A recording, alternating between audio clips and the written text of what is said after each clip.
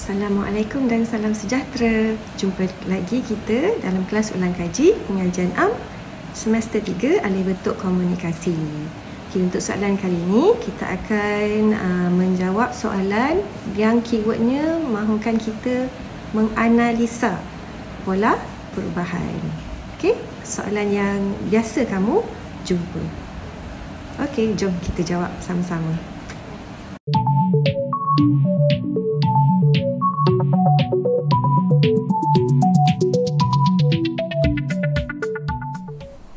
Langkah pertama, kita baca soalan terlebih dahulu. Berdasarkan maklumat dalam jadual di bawah, buat analisis terhadap pola perubahan import bahan makanan mengikut jenis bahan makanan dari bulan April 2013 hingga bulan Julai 2013 di Malaysia. Huraikan bagaimana negara dapat mengurangkan pergantungan pada bahan makanan yang diimport. Okey, langkah seterusnya kita akan menentukan kehendak soalan. Soalan yang telah dibaca tadi, kita dapati bahawa keyword yang pertama ialah buat analisa terhadap pola perubahan. Jadi jelas dalam soalan ni bahawa kehendak soalan ni mahukan kita analisa dalam bentuk pola perubahan.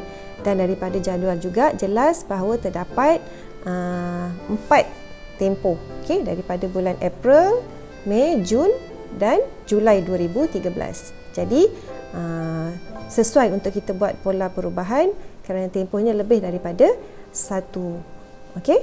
Dan kehendak soalan yang kedua ialah huraikan bagaimana negara dapat mengurangkan pergantungan asas bahan makanan yang diimport.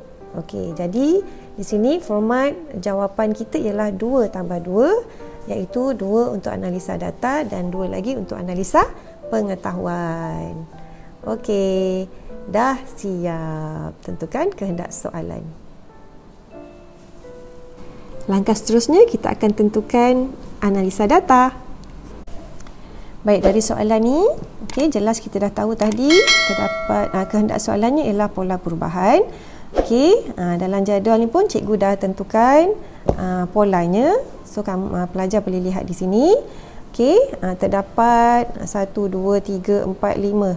5 jenis bahan makanan yang diimport ke dalam negara Malaysia. Okey, jadi kita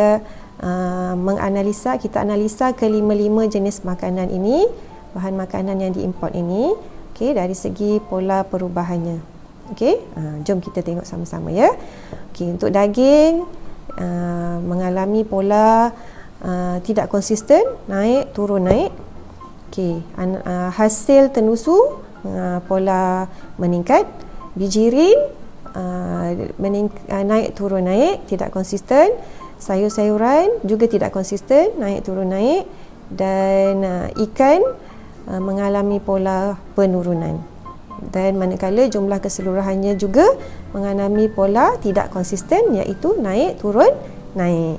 Okey, jadi jelas kat sini terdapat 3 jenis pola perubahan, iaitu pola tidak konsisten, pola meningkat dan pola menurun. Jadi kita nak pilih berapa tadi? Kita nak pilih 2 sahaja kan, sebab 2 analisa data dan 2 pengetahuan. Jadi bolehlah kita pilih 2 daripada 3 jenis pola perubahan yang kita dah analisa tadi. Jadi kalau cikgu nak pilih yang mudah, cikgu akan pilih pola meningkat dan pola menurun. Sebab kita tak payah nak tulis analisa panjang-panjang sangat. Kalau tidak konsisten kita kena tulis panjang kan. Jadi cikgu nak pilih pola meningkat dengan pola menurun. Pola meningkat ialah hasil tenusu dan pola menurun ikan. Jadi kita pilih ini dalam jawapan kita nanti. Okey? Cara menulis jawapannya sama seperti pola perubahan yang biasa kita jawab. Okey, jadi tak ada masalah kat sini. Dah siap analisa data kita. Okey, langkah seterusnya analisa pengetahuan.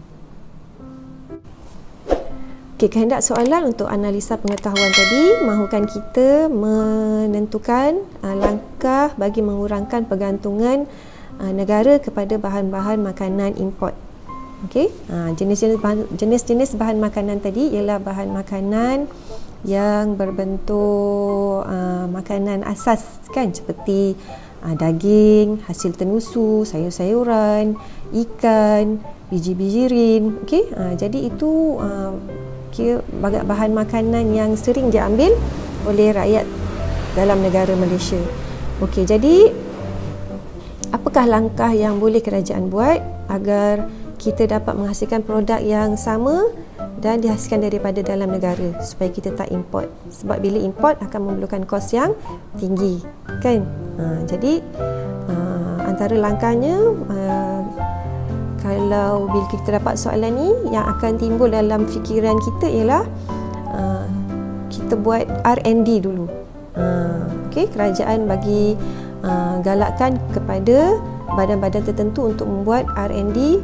R&D tu ialah apa? Penyelidikan dan pembangunan bagi menghasilkan produk-produk yang lebih baik. Kalau pertanian tu boleh menghasilkan 2 kali ganda lebih banyak dan kualiti yang lebih baik kan, supaya dapat menampung kehendak rakyat tempatan.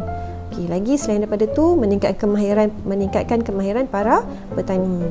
Okey, petani memang dah arif dah pandai dah untuk bercucuk tanam, tetapi kita tingkatkan lagi kemahiran dengan ilmu-ilmu yang lebih baru dan moden, menggunakan teknologi yang lebih moden.